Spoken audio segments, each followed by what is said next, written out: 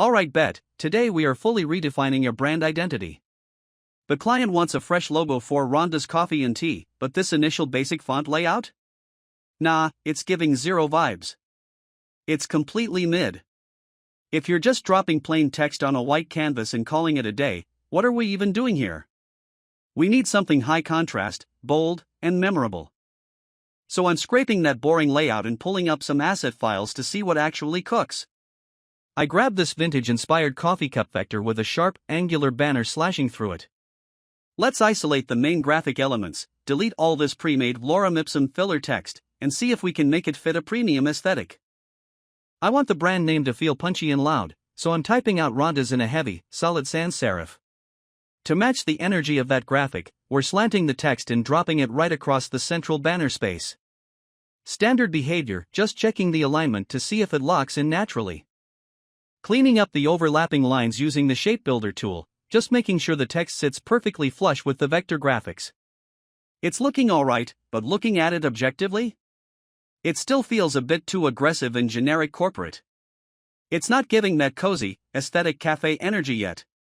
Let's see how it handles color.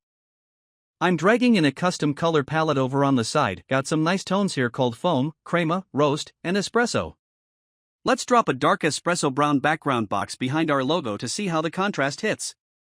The white vectors stand out nicely, but the structure itself still isn't fully speaking to me. We gotta pivot. Yeah, this layout isn't it. Let's completely switch gears and open up another vector option. I'm pulling up this minimalist style that has a much smoother coffee and teacup silhouette. The streamlines have way better motion, and it feels a lot more modern and high-end. Let's copy this bad boy over to our workspace. Perfect. Let's scale it down, strip away the generic tea shop template text beneath it, and clear the artboard so we can build a clean composition around it. I want to pair this smooth, organic cup icon with a really elegant, structured serif typography to give it that luxury, upscale vibe. I'm aligning Rhondas perfectly centered underneath the icon, and keeping Coffee and Tea in a lighter, clean secondary font tracking right beneath it. Let's adjust the font tracking and spacing so it has room to breathe. Minimalist design is all about that intentional negative space, you know? Let's play around with the font weight. Going with a slightly more bold, high-contrast serif makes the name pop way harder while maintaining that sophisticated look. Let's drop it onto a dark background colorway again just to see if the luxury vibes translate well in dark mode. Looking clean, but let's see if we can elevate it even further. Alright, time for a third concept because we don't settle for just good enough. I'm opening up this geometric circle badge concept that features a sharp coffee cup outline with a clean leaf accent inside.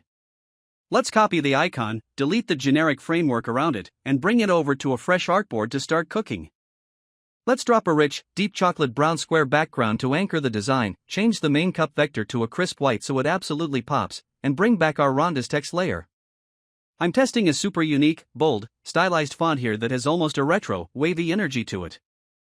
Actually, that font might be a bit too chaotic for a readable logo. Let's dial it back to a strong, classic serif with rounded edges. Now we are low-key cooking. Look at how beautifully the text arches and hugs the bottom curvature of the coffee cup icon. Let's center everything up and start sampling our color palette. I'm grabbing the eyedropper tool and pulling that organic, vibrant leaf green tone from our color inspiration into the crescent accent inside the cup. It gives the logo an immediate fresh, premium tea vibe. Then we'll color the Coffee and Tea subtext with a soft crema tone so it doesn't distract from the main brand name. Let's scale the whole composition down and create a few different artboard iterations to compare them side by side.